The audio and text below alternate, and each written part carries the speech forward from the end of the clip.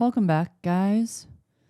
Today's episode is all about being a delicate fucking flower. show your socks. I put these socks on. Oh my god. Zoom in. Specifically. They say, I'm a delicate fucking flower. Guess what today's episode... Oh, wait, you probably already know because of the title. It's a surprise. Surprise episode. No. Today's episode is all about being a sensitive soul. And the superpower. Yeah, so you can stop gaslighting yourself and thinking that you're crazy. Yeah. For picking up on stuff that you're actually picking up on. And you can also start honing in on this gift of sensitivity as a freaking superpower. Yeah. Because it truly is a superpower. Yeah, I'm excited about this because I feel like there are certain topics that just need a lot of airtime to really get into the nuances of it and the personal experience and how to wield it properly in a way that benefits you and your highest good and the highest good of everyone else. And it's such a dense topic sometimes for people because there's so much negative conditioning around being sensitive and around being a very empathetic soul. And I know as soon as I started to see it as truly a gift and something great, right, for the people who have it, and also even respecting and honoring the people who aren't as sensitive and seeing how powerful it is when you actually use it in a way that is quote unquote correct or more helpful, basically. Right. And with thinking about the collective, which I feel like is really fun. I love when we talk about kind of our predictions or how the future is going to unfold in the collective, the current rising in the collective consciousness, the role of sensitive people in that to even make you feel more of like a purpose around it. And like, wow, this is actually a pretty beautiful thing that I have, especially in this time that I've incarnated into. Right. Totally. And if you're not understanding what we're talking about with what is the role of a sensitive person within this shift that's happening in the collective, we're going to get into it. What's up, guys? I'm Nikki. I'm Bella. And this is the Out of Our Minds podcast, a playground for mystics and self-explorers to journey through the vast realms of the universe, cultural landscapes, and spiritual expansion. Join us weekly as we dive into thought-provoking discussions that unveil the mysteries of existence and nurture the growth of our consciousness.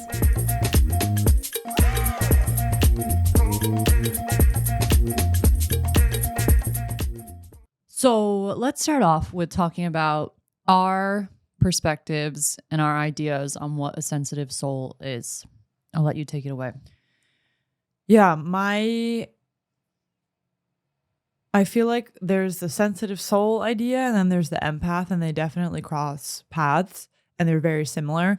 I think with empath, it has specifically to do with being able to feel very deeply the emotions and energies of people around you, and even of like, you know, when there's some sort of like current event or news or whatever story that you're hearing, to really be able to feel the emotions of that situation, person, animal, whatever it is. And I think with sensitive soul, it's like encapsulates all the senses, and it like is a broader scale where you are even more just tapped in to your environment, to the collective, to nature, to people, animal, places, things, energy in the room. Like it's kind of brings in the bigger picture of it. And I feel like it's definitely something that is a strength, but it takes time to really hone in on it in a way that it's healthy, basically. Right. I see it as like this ability to feel really low lows and really high highs. Yeah. And tune into, yeah, because like you have someone who, let's say, is more grounded at all times that may not be tapping into feeling heavier emotions. So they're just able to kind of like navigate life, status quo, life is cool. Mm-hmm. But then you have the people that are like, as soon as something big happens in the world, they're feeling it. Right. And feeling the heaviness and the grief, and the people that walk into a room and they can sense the energy of the room, and they can pick up on the subtle little movements that someone's making and the body language. And I see it as like this bigger spectrum of data that they're taking in. Yeah. And you and I have spoken about this, but there's kind of like these different avenues of thinking that I have when it comes to sensitive souls.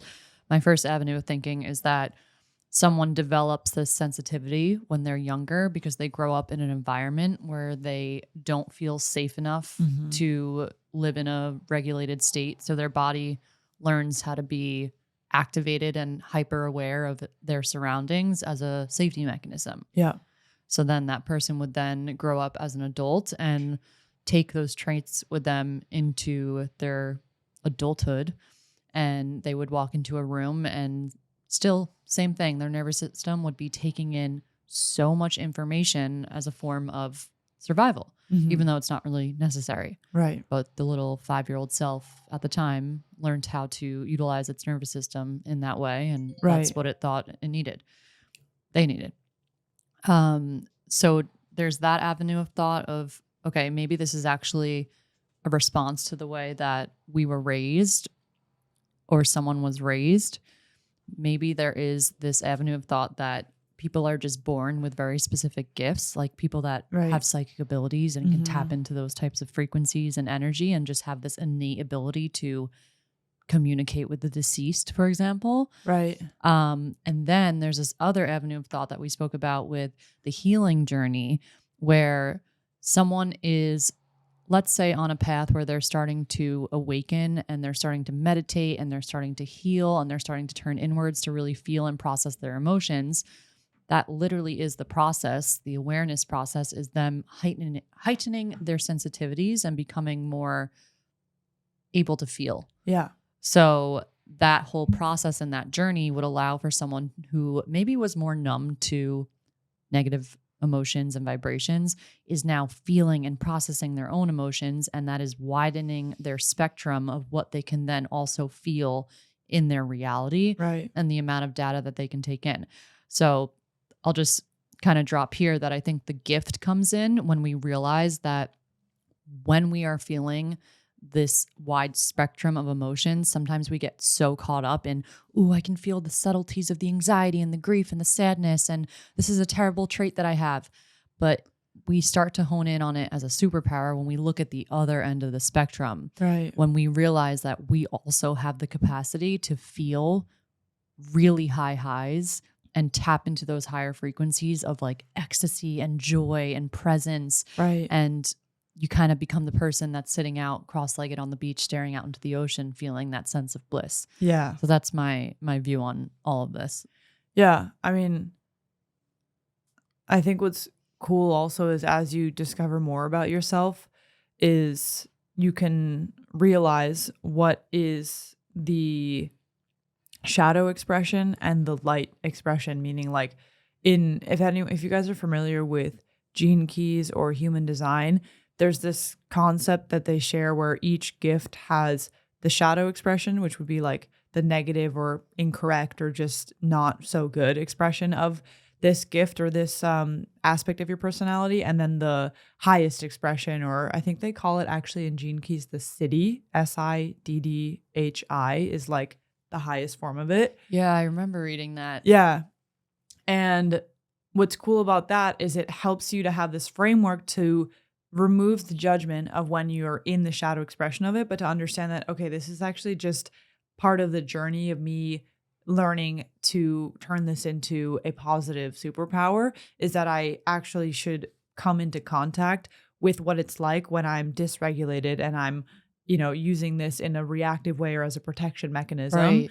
And then because you are aware of that, you can really just A, know when you're about to slip into that, and then B, try to figure out, okay, what's the light expression of this? What's the highest form of this that is actually serving my best interests and the people around me?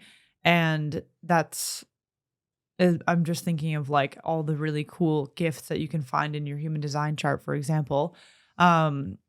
And that they can kind of tell you also, oh, I thought that everybody just had this thing, but actually this is unique to me. And we've all been Yes. allocated the perfect gifts that we need to fulfill our purpose. And sometimes we get those through nurture, right? Nature versus nurture, which is what you're saying about sometimes it's going through a traumatic experience or going on a healing journey that catalyzes you to awaken your senses, basically.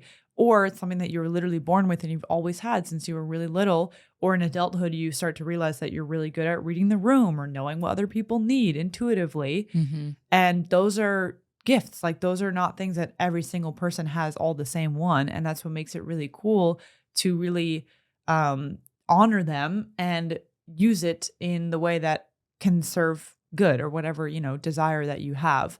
And I think that also then makes, at least me personally, like have a lot of honor and respect for the people who are more of like the stable middle ground and aren't experiencing the high highs and low lows, but they're stabilizing us. And Right. we really, really need those people. Right. Because sometimes we can get lost in the lows and we need that grounding Yes. person to be able to be like, you're good. Yeah. We're good. Yeah. Or like you're feeling something so intensely that you literally just need like that grounding presence of someone who's going to elevate you back up into neutrality. Right. Because there are moments like, yes, we can be standing in our power and leaning into our gifts and knowing how to actually strengthen that into a superpower and not be a victim to it.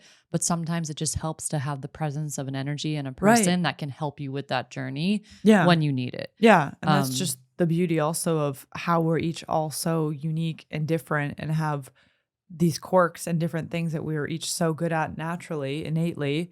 And then like on the reverse side, the sensitive people and the ones who are super tapped into their environment or their psychic, or they just feel incredible high highs, low lows, like those make the artists and the people who like lift up the collective because they're showing you like, yo, look at this new color I discovered of life. Like, this is insane. This is so freaking cool. I was just like crying, looking at the beauty of this thing. And writers have language and ways of stringing together words that nobody else could have figured out except for that writer who had that experience because it was so intense that then they channeled a set of words to somehow come close to like the experience of divinity. Like that's right. Then that's the art and the creations and the businesses that get created to like help the collective and people who, didn't have that idea. It's like you have that idea because it's yours and you're supposed to bring it about, right? And then the other people feel into what resonates with them on like an energetic level. And then they all of a sudden start to have those moments. Yeah. I'm just having like so many realizations right now as you're speaking about like how important art is.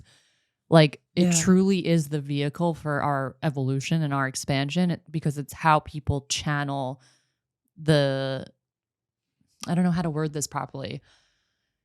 It's like how people, it's almost like taking your journey of what it is you're feeling and expressing it into a physical form so that it then can be picked up energetically by the person receiving it. Totally. By however they wish to receive it. And that's the beautiful part about art is that it's received individually by the receiver in a very individualistic way. Yeah. And in times of darkness, we need the artists. Actually, I'm remembering this amazing... I feel like Words Are Vibrations. What's his first name, that guy? James. Yeah, he always posts about the importance of art and creating. Yes. Yeah. The post that I'm thinking of is actually from Emma Zek.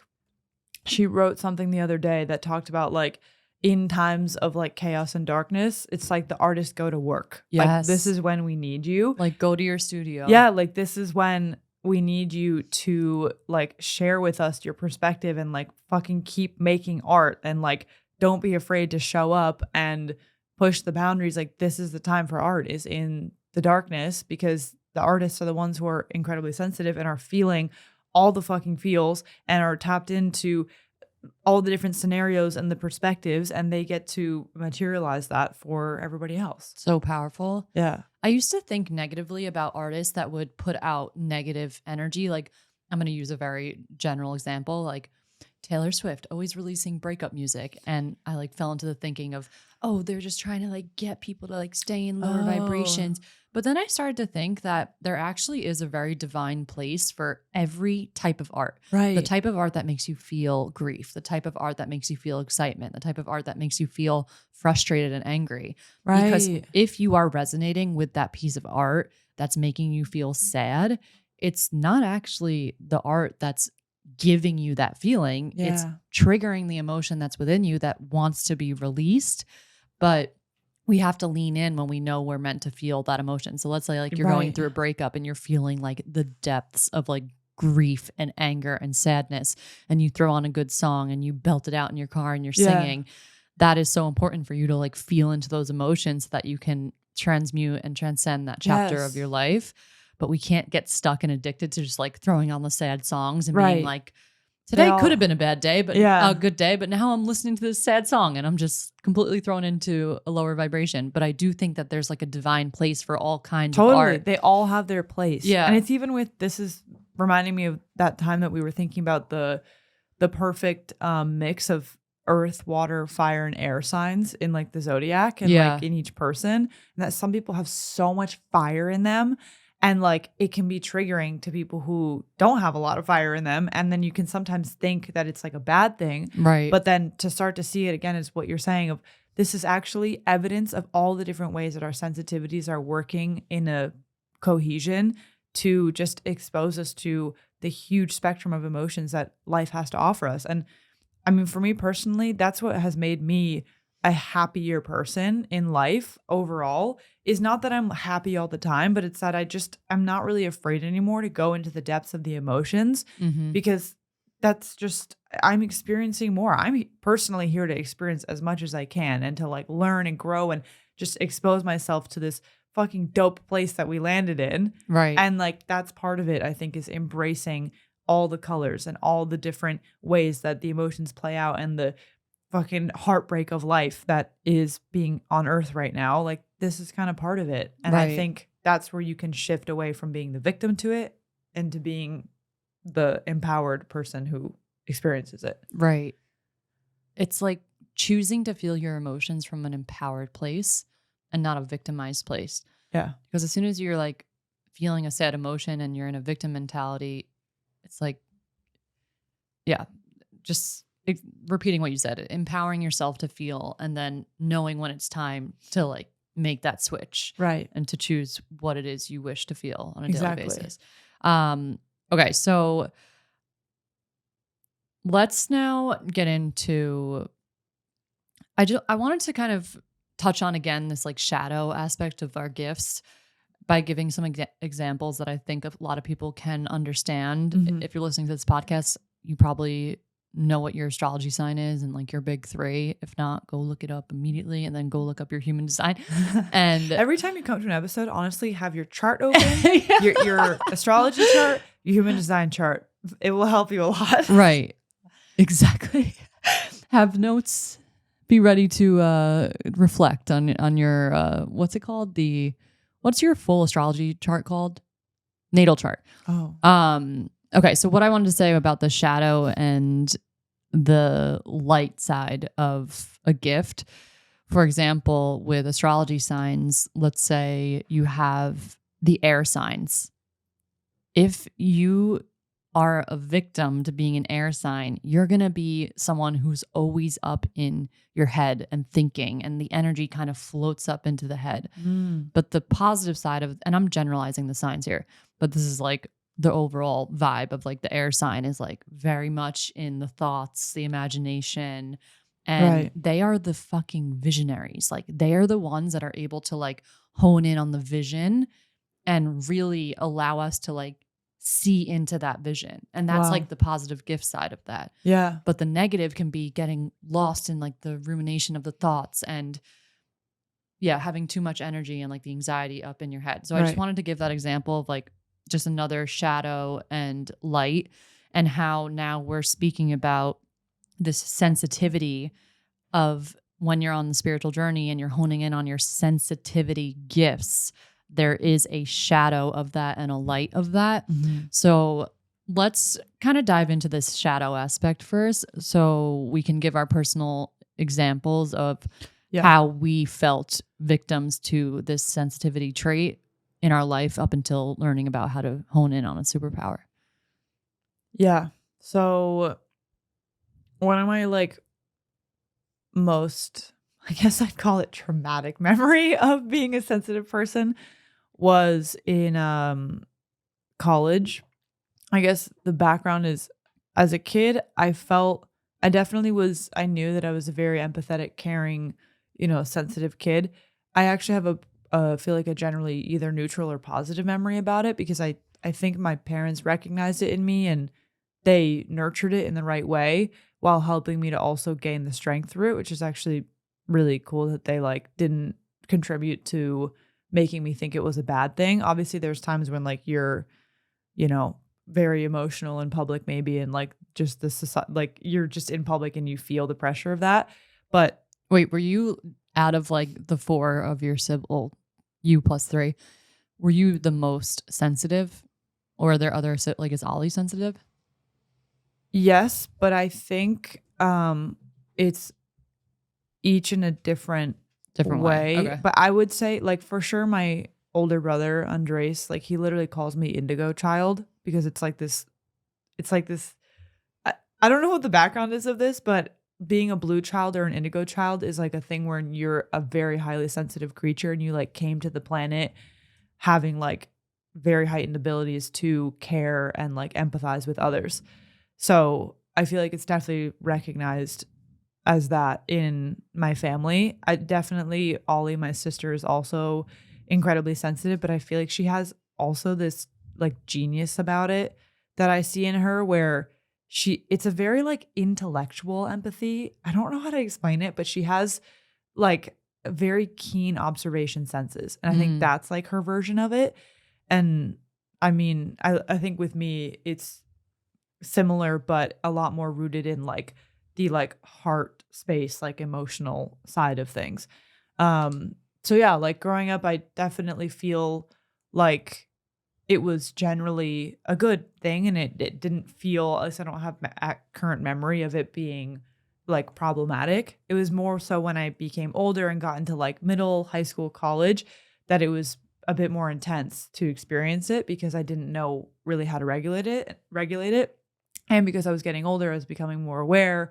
And so the amount of things that I would take in would become overwhelming. So then what happened in college on this trip is I was like in Europe having this really fun trip with all my friends.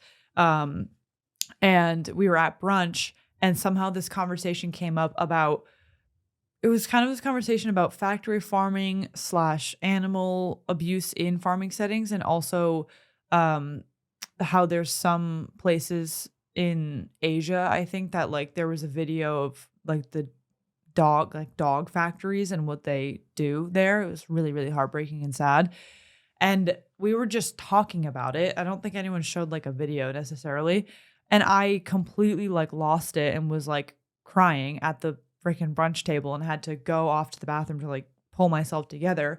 And I remember just being so overcome by the emotion of feeling the pain and the sadness of this innocent animal being, you know, killed or like kind of tortured into death, basically.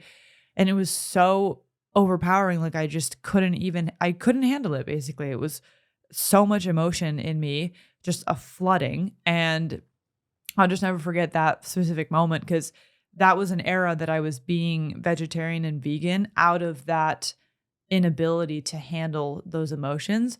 And that whenever I would eat meat or like, you know, think about what diet felt right, I was coming from that place of being so overwhelmed by the emotion of thinking about an animal dying in a factory farm. Like it just completely shook me. So that like shadow expression was me eating a diet that didn't actually support me and my best self. Like I eat meat now and animal products and I'm the healthiest I've been, and it's like it feels good and I like it works for me, right? And I find my way to honor the animals and be, you know, giving back to Gaia and Mother Earth. But at the time I was making decisions out of it because I just was too overwhelmed and didn't know what to do with it. And then the other way that I've experienced it in more recent history and have kind of made decisions off of that in a better way was with my alcohol journey and being sober basically for almost a year now. I would still like go to bars and stuff in the past few years when I was experimenting with being sober. And I remember being like completely sober at bars and just fucking hating it and being like so socially awkward and just the social anxiety of like, how am I moving and dancing? Oh, I should be having fun. Or, oh, these people are all fucking miserable. Why are we here? Like, this actually sucks. Like, just overwhelm of data of being out at a bar and not enjoying it. But basically, the cool thing about that I look back on is I was fully present with the entire experience. So I got to learn from it parts about my sensitivity, parts about what I actually think is fun or not fun, and just being very able to see how other people are experiencing that room, that bar, that, event. And realizing, like, number one, I would have normally been numbing myself in Mm. this environment in order for it to be fun. And that to me was also a huge indicator of like, okay, I don't think, alcohol is like working for me in general. And definitely if I don't find this place to be fun as I am, then it's not fun for me. And that was like my new metric of how Like I it doesn't resonate. Yeah, it just doesn't resonate. If I always need something to like enhance a situation, then it's probably not the right situation for me. And that's just my personal like preference of how to experience life. But yeah, I just remember going through many, many times of feeling so socially like uncomfortable at like parties or whatever. And that it wasn't always meaning that I wasn't meant to be there. Sometimes it meant, oh, I really do have this sensitivity gift. I really do have this ability to read the room, but I need to understand when it's time to use it and when it's time to like get back into my body and have, let loose, have fun. Cause there are times when you have to kind of give yourself tough love to get back into having fun. And you have to be like, dude, relax, let it loose. go. It's fine. Calm down. You're good. You're safe here. And that's where using all the tools of nervous system regulation and breath work and meditation and self-discovery and nature and eating right, all these things help to tune your vessel so that you can actually enjoy life and not always create the boundaries of the shadow expression where you're like, no, I can't do anything. I can't go here. I can't watch this movie. I can't listen to this music ever at all times. And you've kind of become like too much of a hermit. Right. A victim to it. Exactly. Yeah. It's almost like you get to choose. I found it very empowering to realize, okay, if I have this ability to plug into certain, let's say like people or experiences and receive a lot of data from it, what do I want to plug into then? Yeah. So now when I go to a concert or something, I used to be so distracted by the people around me. Same. And I use it as like this opportunity to plug into the lights and like the visuals and like the way that the artist is actually giving the gift of their art. I remember I sent you a video recently. We went to a DJ. Fuck, what is her name? I don't know her name because I wasn't like a huge fan of her. Peter was. It was pretty hard Euro techno that he and our friend Jacob that just Euro love. tech, dude. Yeah, we have a lot of European friends, and sometimes they drag us to this music that I'm like, I can enjoy the art of this, but it's definitely not what I'm putting into my ears. Yeah. So it was one of those types of DJs, and I just like literally plugged my senses into her, the girl DJing, and the visuals and the lights. And it was just so beautiful to receive all of the data and the information on how much joy and expression she was getting out of like sharing her art. And it was just really beautiful because I look back at like my journey of like when I was like kind of like a victim to the sensitivity, and I would go into crowded rooms and even restaurants with Peter and like have to sit in a certain direction to not face a bunch of people because I was like not able to be present with Peter at the dinner table because I was literally just picking up information and energy from the people around me. Or going into a concert. Like there was one time I went to a concert and I had to leave because I was just so overwhelmed with like plugging into how this person's feeling and is this person having a good time, or like this person's getting a little close, like this person's dancing weird. And then it's just like excess of information you're taking in to the point where literally your experience of that reality is the information you're taking in. Yes. Which is like such a huge realization to have, that sometimes you walk into a room and if you're a sensitive being, that's your channel's open and you're taking in all this information, your experience of that party or that hangout or that dinner session, that dinner debate, Socratic seminar is only ever going to be as good as like the data that you're taking in. Yes. So, I guess I'll share like my personal journey. I feel like when I started to hone in on my sensitivities in a way that I didn't even realize I was at the time, like meditating and turning inwards and healing, I went through this period where I didn't know this information. And this is why I think we love to share this information, because it almost gives people like a shortcut to figuring stuff out in the ways that we had to learn. And now we're like, okay, we learned this about the journey. Yes. Let us pass along this message to you so that you can integrate it and hear it and be ahead of the curve of dealing with like the challenge of that, which you'll still have to go through your own path, but just having this knowledge top of mind will help you transcend it and move through it faster. But before I knew any of this information, I would walk into rooms and like I would gaslight myself, but sometimes I felt like I can literally hear people's thoughts and I can pick up on how someone's feeling in a conversation. Right. And if someone is being like left out of a conversation, I would like make so much effort to like, and you're like, oh, fuck this person. I need to take care of them. Like, yes. And it's actually really fucked up when you look at it that way, because when you're seeing it that way, you're viewing other people as victims, and they're not. They're powerful humans that are able to manage their own emotions.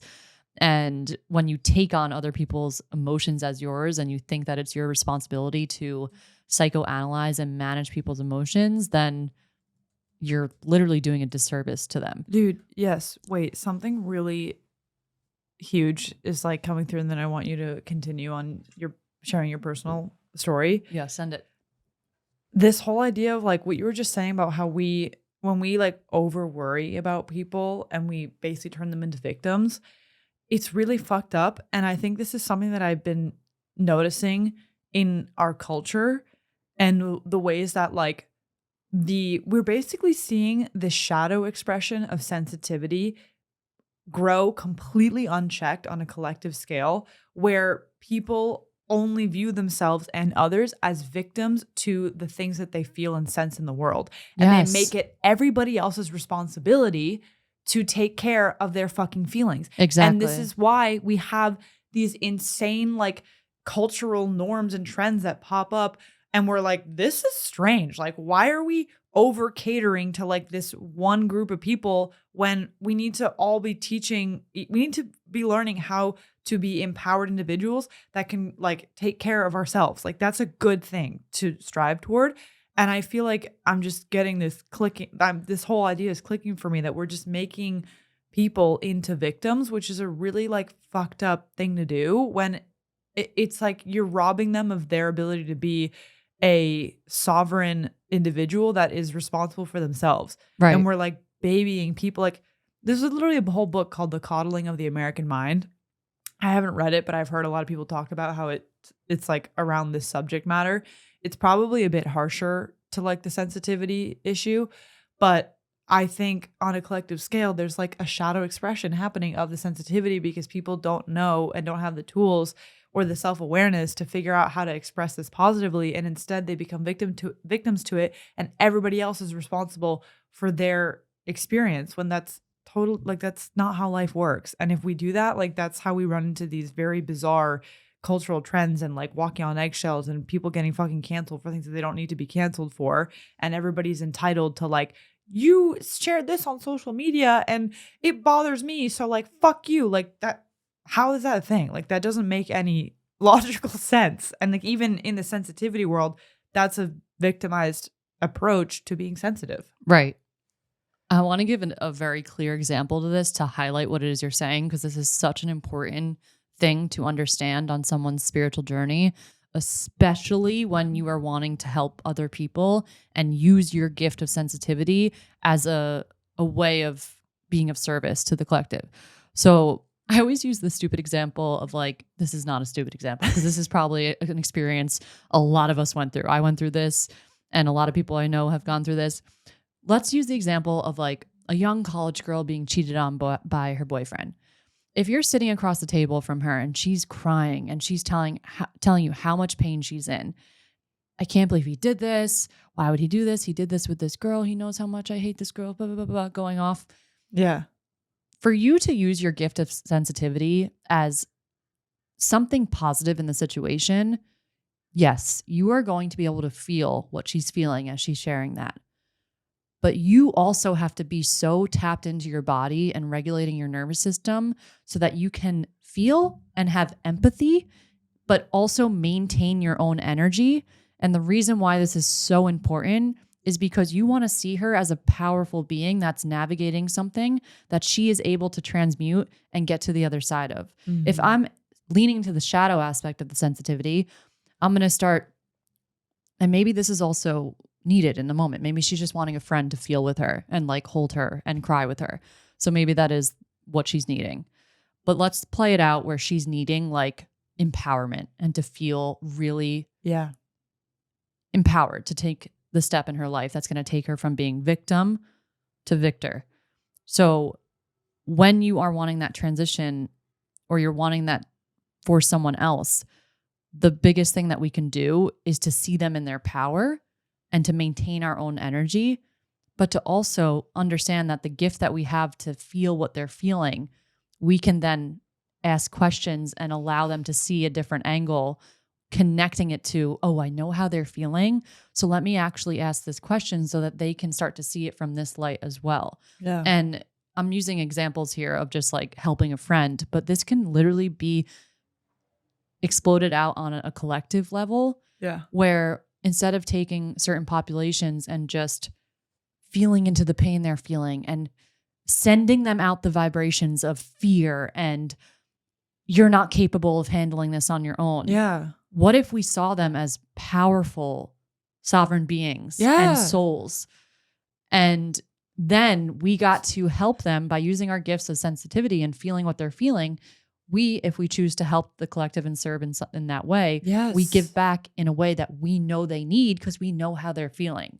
Dude. Does this? Yes. Yeah. 100%. And this is like the very bizarre thing where we regress backwards in like by trying to be so progressive, we end up viewing groups, populations, ethnicities, races as like poor, woe is me people, like pitying. And I'm like, that's the most fucked up way to view someone, is to view them as like a powerless, like lesser, like, I don't know, all like just in a negative victim light. Like that's the opposite energy of what you would want if you were, as a friend, trying to help someone. You would be like, no, you are powerful. You are strong. Like you can do this. Like that is the energy. And to think about also in our line of thinking and belief, that's the vibration. This is what you're speaking to of what you would want to put out, is you would want to be sending people power and joy and like uplifting energy that And would faith pull and and faith strength. and strength. Yeah, exactly. Like trusting that they can do this, right? Not like, oh my God, like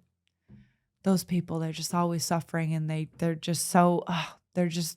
It actually is a weird way that we start to like feel good about ourselves. Yeah. Isn't it icky? It feels icky. Dude, yeah. this is what gives me the heebie-jeebies about some of this like cultural trends of like how we like are supposed to like view certain people. You know why it works is because, I mean, if we're going to talk just a touch of politics here, like when you bring people into the victim mentality, then they are looking outside of themselves for a power to help them.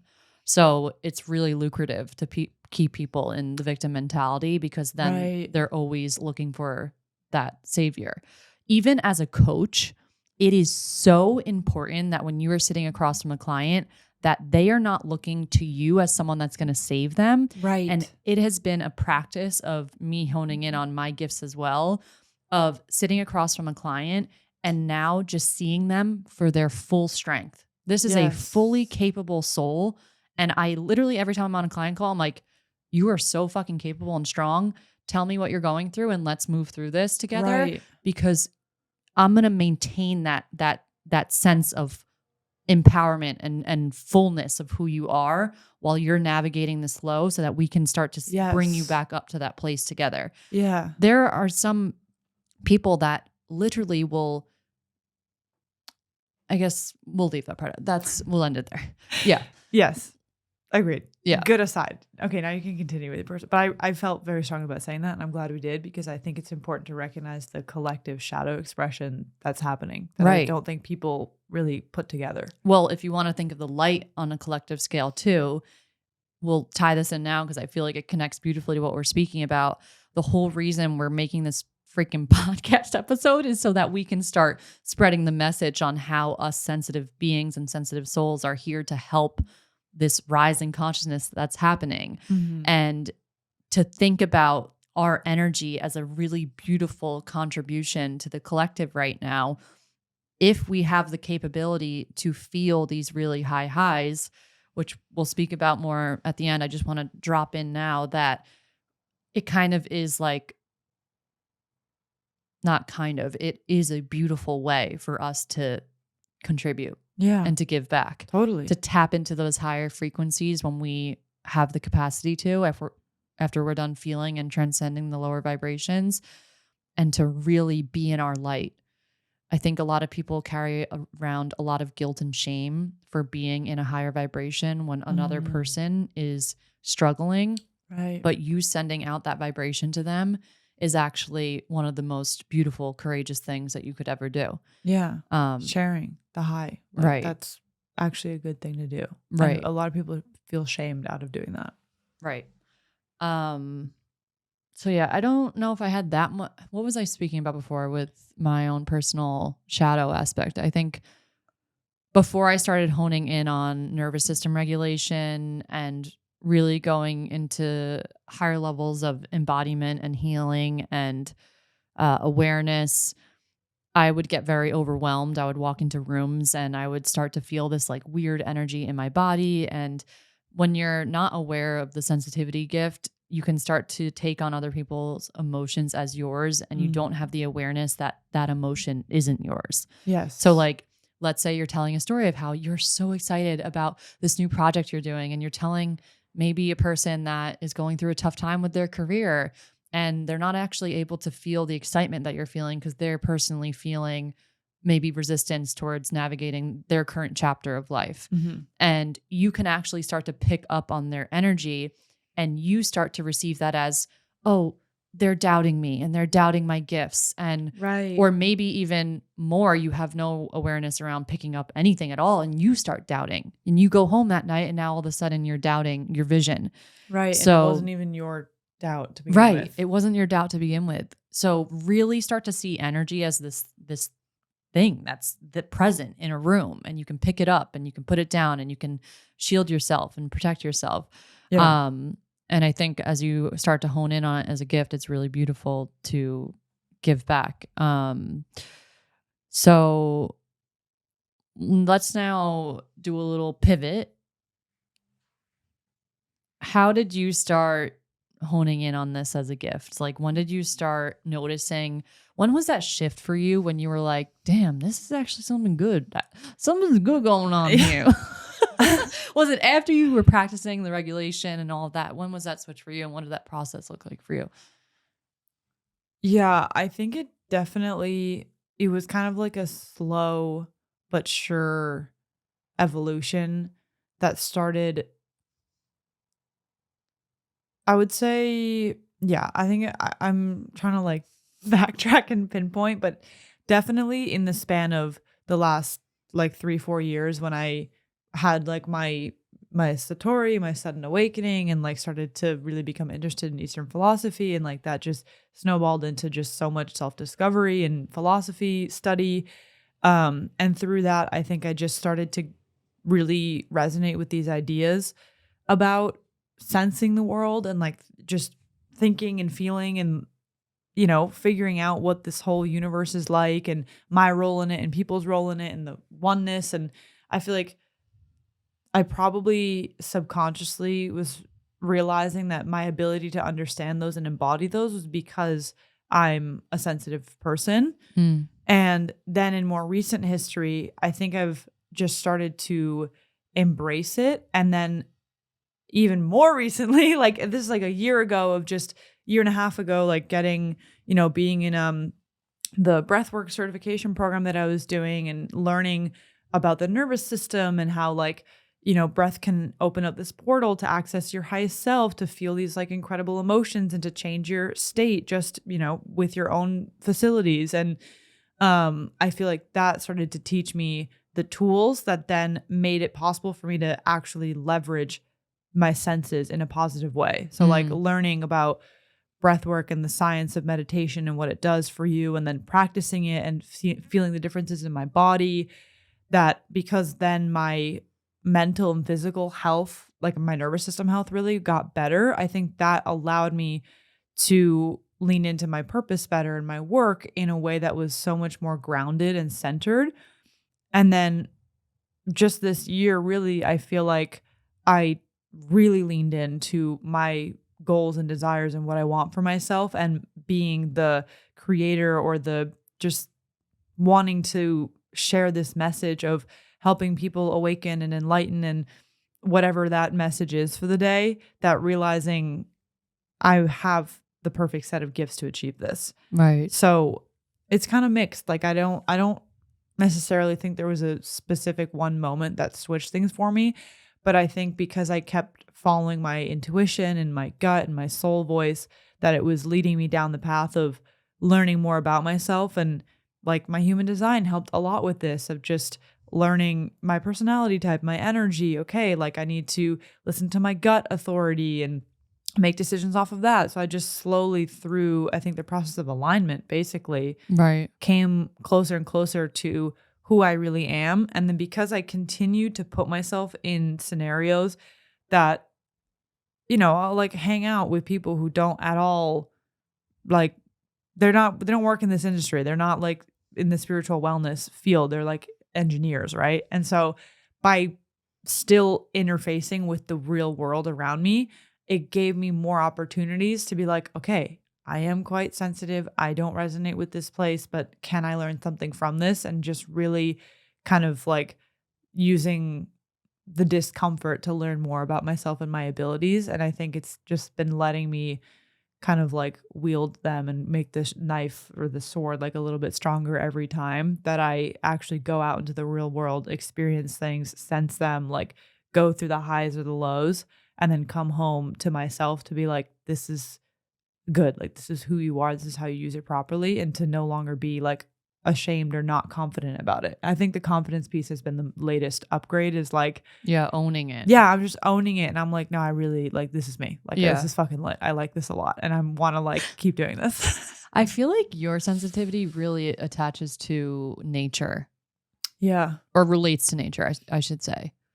Like, you have this really beautiful ability to step outside and plug into nature in a way that has been very inspiring for me to watch.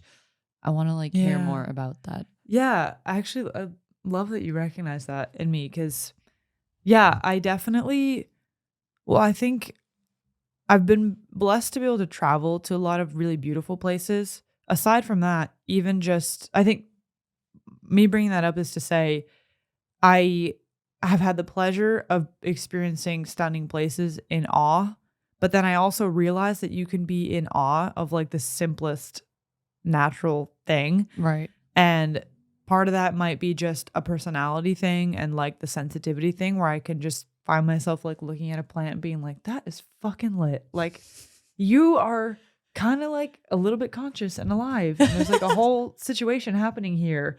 And like, I think just that curiosity is in me. And then, I mean, yeah, I'm so drawn to like the ocean. And as a kid, spending time on the ocean felt very like home to me. And then as an adult, it's a place that it's just always inspires me. And I don't know what it is. Whether it's because I spend the amount of time I spend in it, or just what it awakens in me, like, or maybe it's just that I'm an earth sign and I just like really resonate with having like my feet on the ground, or being in a place that has like the water and the greenery and all that. And it just, Wait, what if our sensitivities are connected to our sign? dude, Like for me, it's probably. really emotional sensitivity. Right. Yeah. And for you, it's like plugging into the reality and like receiving data through your it's senses. like a lot of it has to do with like, I guess you could even say the 3D in a way. Yeah. Because it's like, I do have a lot of Capricorn in my chart, a lot of earth in it, as well as fire.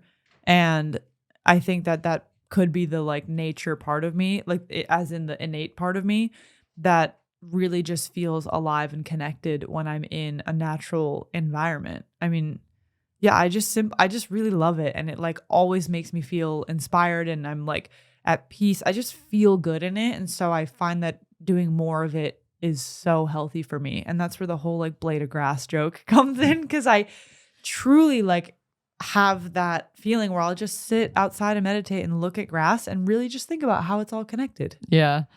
It just makes me really happy. One day I'll get there.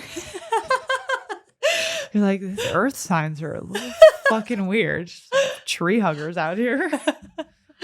Yeah, for me, it's definitely very emotional based. Like I can sit down in meditation and just like feel really heightened vibrations to a degree that feels very just like insane. Like it's pretty crazy. Wow.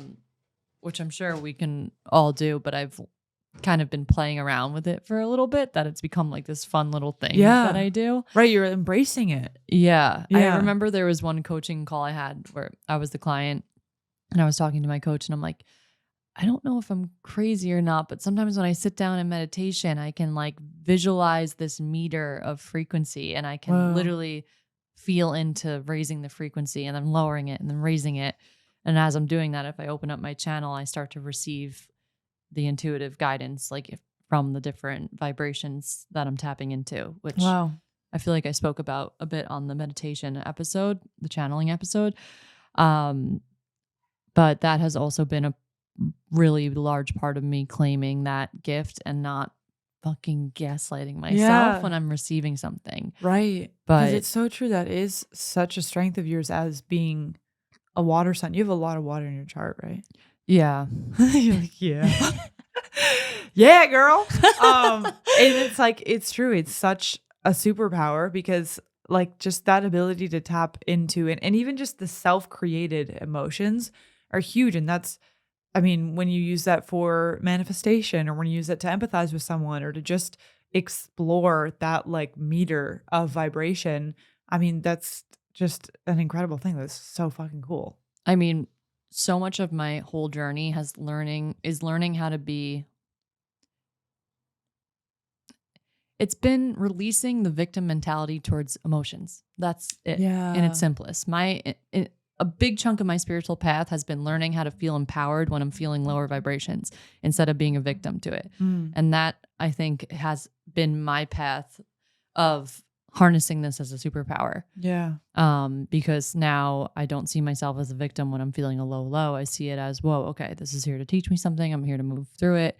And then also learning how to turn that gift of being able to tap into other people's energy on and off. Yeah. That's so if you see it as a fault and something that you're victimized to, you're going to walk into every room and just be immediately plugged into other people's energy, absorbing what they're feeling. But if you can view it as this like superpower that you have an on and off switch to, you get to choose when you tap into it and when you don't. Yeah. And then you get to utilize it for the good as opposed to unconsciously having it on and then it's sinking you into lower vibrations when you went out to a party to have a good time or something. Yeah. Yeah. So I feel like maybe we can give some of those tangible practices for like energetic hygiene or like closing your channel out, like stuff like that. And what's also cool, I'm just reflecting, is that even as sensitive souls, we both have different ways that it comes out. And that's really cool, which I know we kind of said earlier, but even just with the example of like my like feeling of nature and earth and your like ability to create those levels of emotion, like that's another example of how each person has it differently. And it's just really cool. I'm just like want to hear more about other people's sensitivities. Right. If you guys listening, if you have like a very unique sensitive power or just whatever your sensitive power is, like DM us because I want to know more about people's different versions of this. Maybe we can leave the question in the Spotify. Oh, yes, too. let's do that. Yeah, we'll put the question in Spotify is share your like sensitive superpower with us. Yeah, oh, which I didn't realize we have to accept those and post them. You can like share them. So like we have to like go in and like accept them and post them. Yeah, whatever. So if you're watching or listening on Spotify, if you like have the episode open and like scroll a little bit, like pull the page up a bit, there's a little Q&A section. and you can share with us your cool sensitive superpower, and then we'll like share them out on Spotify so you can see what other people say. Right. But yeah, in terms of the practices, I mean, for me, I think I spoke about how powerful it was to strengthen my nervous system, like breathwork, meditation, things that we've talked about ad nauseum, but they really do make a big difference. And even like I've just become open to exploring kind of the world of what like psychic mediums talk about and how to like protect yourself and different energetic practices. Like I've heard about, you can picture like a rose over your head to feel protected. You can picture a gold shield around you. And I've done that many, many times this year since learning about it. And I swear it's like always helped the outcome be positive. Even if I'm like nervous, like on the road, or I'm like going to the ER for some reason, I like literally picture for some reason, I'm alluding to the fact that this past weekend, Milan got a fucking concussion and we had to go to the ER. He's fine. But I was practicing it then.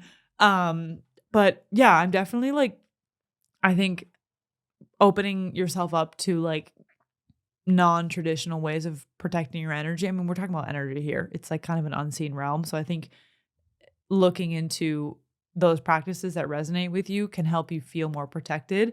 And even like with the channeling, like in that whole meditation channeling episode, like a huge thing to know is also after you channel, you should intentionally close your channel. And you can literally just say it in your mind, like the channel is now closed, or like, thank you for protecting me in this space. Channel is now closed. Mm-hmm. And like, even just as you walk into spaces, just practice literally saying either to yourself or to the universe or to God or whatever the source is, to be like, I'm protected here. Like shop is closed, or like I'm in my own energy. Like, I think it can be that simple sometimes, is to just say it to yourself, or to like repeat almost the affirmation and visualize like being protected or having a bubble around you. Like, those are legitimate things I've done that help me feel protected. Yeah, they actually do work. And if you're looking for more of like a logical way that makes sense, like a physiological way to do this, tapping into the presence of your body is something that I do a lot. If I'm noticing that I'm picking up too much information or like feeling into another person's energy, I use my breath and I visualize it as like this cleansing stream of water that's like going in through my nose, down into my body, out my mouth. And you just kind of like spend a moment tapping into the presence of your breath and the energy. And you literally start to feel it like into your nose, down your belly, out your mouth. And as you do that, you're grounding into your energy. Another thing that really helps me is tapping into my 5 senses. If I'm starting to tap into certain data that I'm just like not in the mood to take in, I'll be like, okay, what do I feel? What do I smell? What do I taste? And that essentially brings you back into this current time. Yeah. It lands your soul into your current body. Sometimes when we're more anxious, what happens is like we'll start to go out into a different time and we're not actually landing in our body. Maybe we're thinking in terms of the future too much. And you can picture almost like your soul and your mind is just like out in a different timeline and it's not actually present in the current body. Yeah. So you want to land back in this space time. So doing the 5 senses actually really grounds you into the current reality.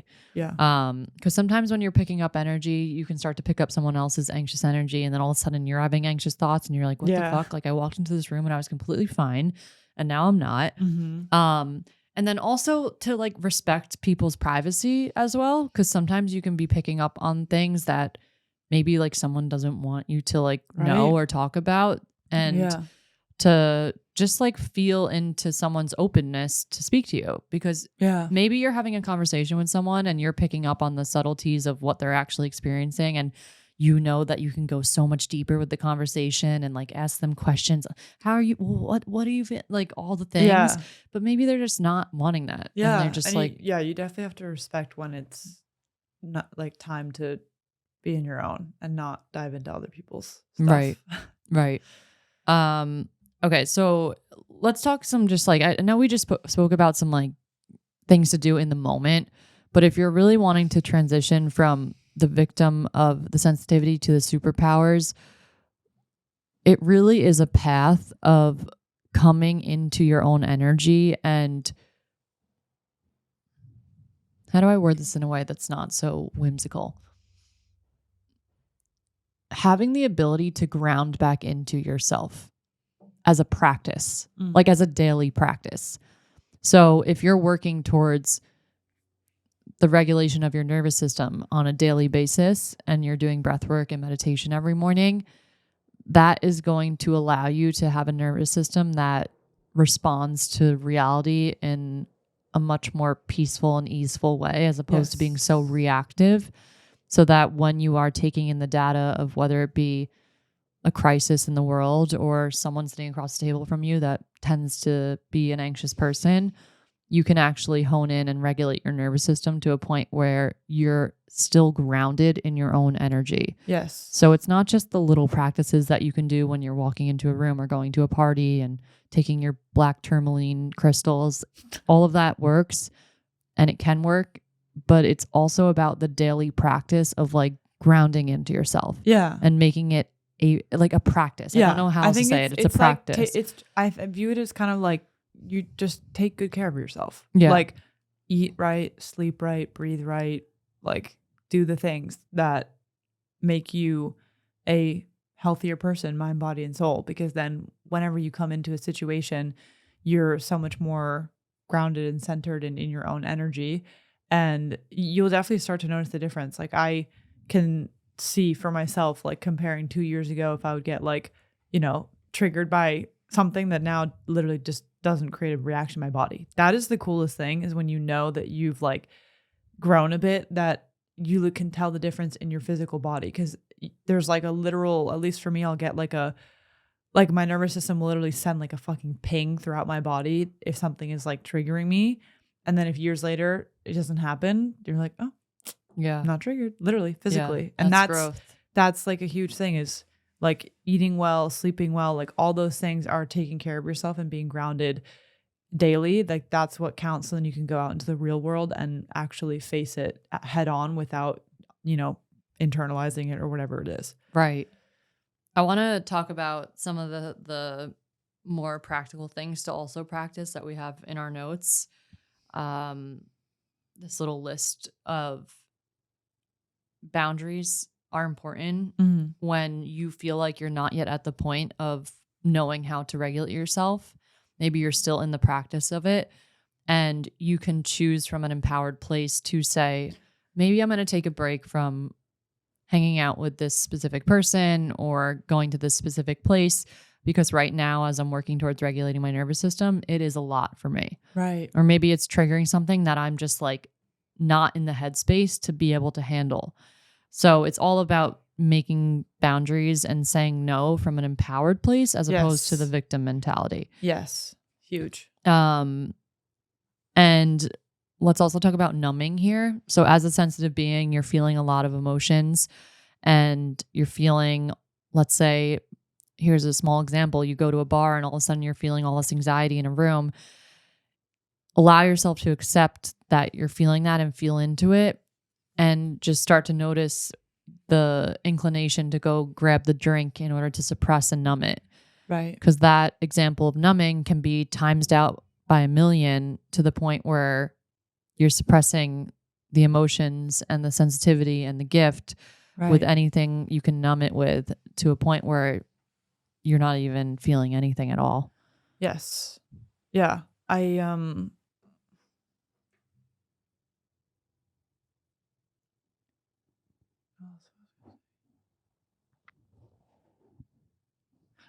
Boundary. I wanted to add about with that, to that end, it's like, I think it's important what you're saying, to know that there's kind of a journey of where at first you probably will have to say no to things so that you can come back home and restabilize.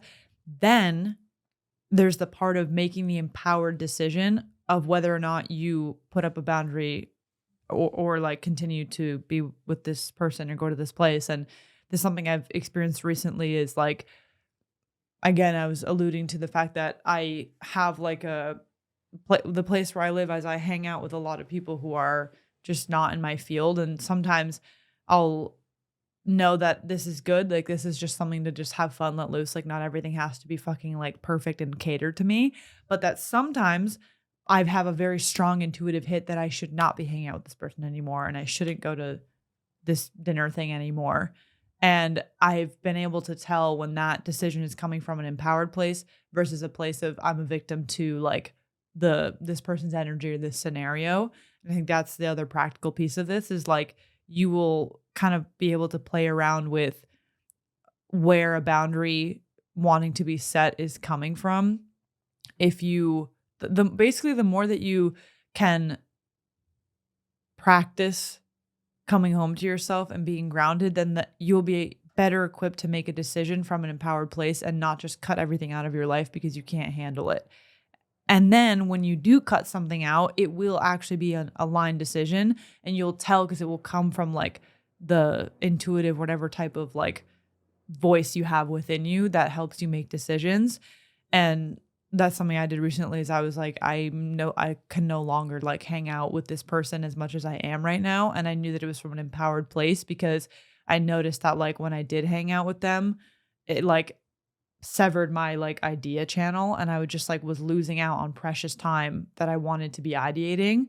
And so I was like, this is not ideal for me, and it's not like a personal thing. And I know that I'm like putting myself enough in scenarios where I'm like comfortable that I'm not just doing this as like a victim to my sensitivity. I'm doing this because it actually really is empowering me in this decision. Right.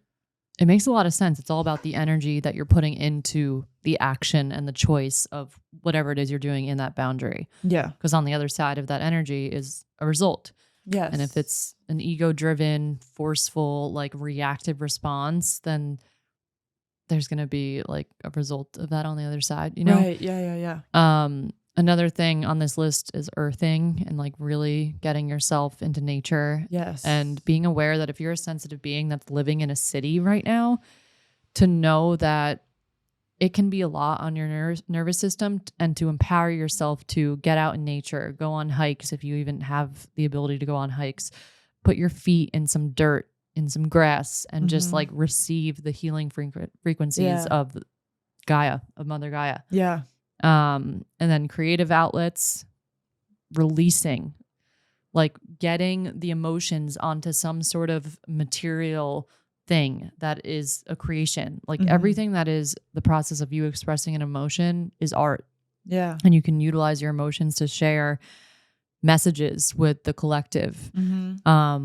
And I want to just end this podcast by talking a little bit more about what we spoke about with this being a really important gift needed in the collective right now. So I have this theory that sensitive beings, like I said at the beginning of the podcast, are the ones who are able to feel a wider spectrum of frequency and emotion. And it is our role to really hone in on that spectrum so that we're not victims to the low vibrations, and we're able to understand how to transmute and transcend and move on and release. And then we get to go and feel these really beautiful heightened emotions. So let me give like a little simple example of this. When you're feeling the emotion of really deep anxiety, your process of knowing how to observe that and to release it and to be able to be above it gives you access to a deeper level of peace than someone who maybe just wasn't feeling anything at all. Because all of a sudden you're putting in the intention of releasing and transcending that negative vibration that allows you to then access a deeper feeling of peace. So even meditation, for example, that's like a broader, wider example. Someone who maybe is dealing with anxiety and wants to be more present and mindful in their life would go on a journey of learning how to be more present to the point where then they walk out to the beach and they're able to be present to a degree that allows them to feel a really different level of peace and harmony than maybe someone who just feels a more baseline level of peace for their whole life. Does that land? So I'm just saying this wider spectrum is something that can be a really beautiful gift that we get to give back to the collective, because then when you're sitting next to the person that's just feeling the baseline piece, you're exerting out that energy to them, and then you guys are creating a coherent frequency together that is elevated. Wow, beautiful. Yeah. So multiply that out by a whole freaking collective. I'd say we play a Shit. pretty important Yeah. role in this. Huge. Yeah. Not to be underestimated. Yeah. Yeah. Oh shit, we have to go. Yeah. I thought it was 10:53 right now, and we had an hour. We're going to get an energy your reading. Clock wrong on your computer? No, it says I didn't look at it until now. Okay, we gotta go. It's fine. Okay. Okay. Thank you guys so much for tuning in. We really hope this episode helped you out a lot. And we really can't wait to hear from you guys on your thoughts. What are your unique sensitivities? And if you have any like follow-up questions and you want to ask us anything, please don't hesitate to reach out. And yeah, we love you so much. We will see you next week. Bye, guys.